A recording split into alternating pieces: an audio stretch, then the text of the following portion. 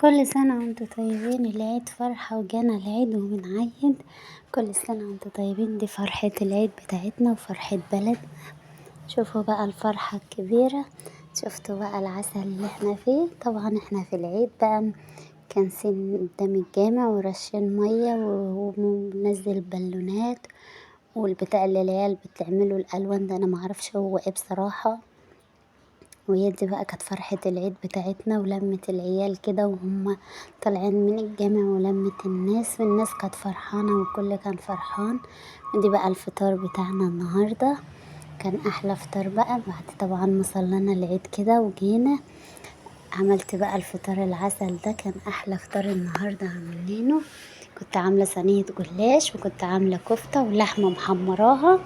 والكفتة دي يا جماعة أنا كنت عاملاها في تقلية كده طبعا دوشة العربيات والناس رايحة وجاية. فمعلش كل سنة وانتوا طيبين ويعدي علينا العيد بأيام بخير كده وفرحة وهنا لنا يا رب. دي كانت نهاية الفيديو بتاعتنا. اشوفكم في